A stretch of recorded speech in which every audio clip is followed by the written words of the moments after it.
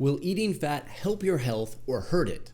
The truth is that it really depends on what type of fat you're eating. But let's be clear, the consumption of fat is essential for your body. Certain fats, called essential fatty acids, cannot be created by your body and are required for certain cellular functions. Fat also provides your body with a source of calories and is one of the most potent regulators of your appetite. All of this information is generally well known.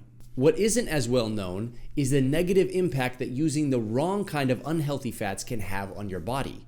I would even go as far as to say that the consumption of inflammatory and unhealthy fats may be one of the underlying causes of chronic disease and obesity, and most people aren't even aware of them. What's even more concerning is the fact that the majority of fats that you are coming into contact with fall into this inflammatory category and may be damaging your health. Here's why. Number one, these fats are found all over the place. The most unhealthy fats that you can come into contact with are often marketed and labeled as vegetable oils. But this naming convention couldn't be more misleading. The name vegetable oil gives you the idea that the oil you're consuming came from something healthy like a vegetable, which is exactly what the manufacturers of these oils want you to think. But the reality is that these oils are so highly processed that they barely resemble the seed or the source that they came from. Which is why I think a much better name for these oils is industrial seed oil. But the term industrial seed oil isn't going to sell very well, which is why you'll see them marketed as vegetable oils. But as I mentioned, this name is highly misleading. This is because the creation of these oils requires a multi-step process including heating, dissolving, deodorizing, and the addition of chemicals to get the final product that you then cook with and put inside of your body. And as you might have guessed, these oils are incredibly unhealthy for you. And as I mentioned previously, they're all around you whether you realize it or not. This is primarily because they are incredibly cheap. So if you are going out to a restaurant, or you're cooking at home, or you're using a neutral oil, there's a very good chance that you are coming into contact with one of these oils. What are the fats that I'm talking about? Here is a list of 8 cooking oils that should be avoided at all costs. Each one of the oils that I'm about to list falls into the category of vegetable oil and is considered an industrial seed oil and has all of the unhealthy properties that we're discussing right now. This list includes canola oil, sunflower oil, safflower oil, corn oil, soybean oil, cottonseed oil, grapeseed oil, and rice bran oil. I'll give you a list of the healthier fats that you should be avoiding in their place, so sit tight, but for now I want to focus more on why you should be avoiding these specific oils. Number 2, they contain a high amount of omega-6 fatty acids, which drives the ratio of omega-6 to 3 fatty acids way up. This ratio may not mean a lot to you, but it's really important when it comes to inflammation. There are various pathways inside of your body that control and regulate the inflammatory cascade.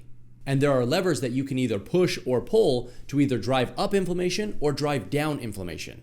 And we know from research that consuming a diet high in omega-6 fatty acids pushes down on the gas on this inflammatory cascade. This is a big part of the reason why these oils are incredibly dangerous when consumed consistently.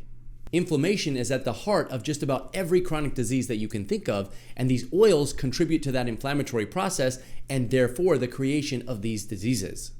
Number 3, they stick around in your body for a long period of time. Remember, your body stores excess calories and energy as fat. In addition, it also uses fat to protect your cells by incorporating that fat into your cell membranes. The industrial seed oils as a whole are considered polyunsaturated fats, which means they have a lot more double bonds in their chemical structure compared to saturated fats. And these double bonds act as a point of weakness and a point of potential oxidation. Now imagine if these fats get incorporated into your cellular machinery. Do you think that their points of weakness will help keep your cells healthy or potentially lead to damage long term? Obviously the latter, which is why they should be avoided. The good news is that as you avoid industrial seed oils and fill your body with healthy fats, they will take the place of these unhealthy fats in your cells and in your tissues, resulting in better health for you in the long run. The biggest downside is that it can take months for you to turn over all of these unhealthy fats and kick them out with the healthy fats. Number 4, the heating and reheating of these industrial seed oils results in toxic byproducts. And this is probably one of the biggest issues with these fats. On top of being inflammatory all on their own, these cooking oils are often heated and reheated both by restaurants and the at-home cook. This process takes an already unhealthy base and makes it even more unhealthy. Heating oil destabilizes it, changes its chemical structure, and results in the creation of polycyclic aromatic hydrocarbons, which are potentially cancer-promoting. This is one of the main reasons that eating out is so unhealthy. Not only are you being exposed to these industrial seed oils, you're also being exposed to the toxic byproducts that are created when they're used for frying foods. Beyond this though, these oils are also more highly fragile than other oils, which makes them more prone to oxidation. So even if you aren't heating and reheating them, you're still putting an oil inside of your body that will likely cause and lead to more oxidative stress. Number 5 is probably the most sinister on this entire list, and that's because the food industry is trying to convince you that these vegetable oils are healthy for you. I'm not necessarily claiming malicious intent here, but there seems to be a big push to try and get as many people as possible to consume these vegetable oils by calling them heart healthy. At the end of the day, you can make an informed decision for your own health, but let me share with you how I think about it. With record levels of obesity, diabetes, and chronic disease, do you really think that the standard health advice is actually working? Do you personally think it makes more sense to consume an oil that has undergone a 15+ chemical process in order to be consumed by humans? Or does it make more sense to consume a cold-pressed oil from an unprocessed source? I'm personally going to always try to put the least processed form of cooking oil in my body. And that's because I've tested both options.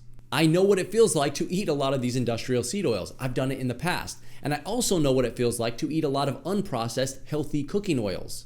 And if you are somebody who is not feeling well and has multiple chronic diseases, maybe it's time to consider eliminating industrial seed oils from your diet too. But at the end of the day, you're an adult and you can make whatever decision you want. If you want to focus on eating healthy oils, these are the ones that I would recommend. Number 1, extra virgin olive oil. This cooking oil has been used for thousands of years and is a big part of the Mediterranean diet, which is known to be anti-inflammatory in nature. Number 2, cold-pressed coconut oil. This oil is loaded with medium-chain triglycerides and has been shown to have antifungal, antiviral, and antibacterial benefits. Number 3, grass-fed butter or ghee.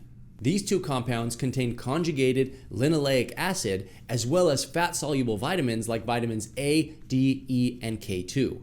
This is just a list of my top 3 cooking oils, and it doesn't include the healthy fats that you would be getting from your diet. So make sure that you still get as many healthy fats as possible from whole food sources such as meat, fish, seeds, and nuts. Eating these minimally processed oils and fats will provide your body with more benefits than one. And if you don't believe me, you can always give it a try. Ditch the industrial seed oils for 30 days and see how you feel at the end of that time period. I can promise you that consuming extra virgin olive oil is not going to cause any serious issues or complications to your health. But ditching the industrial seed oils has the potential to cause a lot of benefits to your health. The risk versus reward ratio here is pretty lopsided in your favor. If you are somebody who has been eating a lot of these inflammatory oils, then it might be time to also consider reducing inflammation in your body. If that's the case, then I would recommend checking out this video next, which highlights some of the most potent anti-inflammatory supplements available.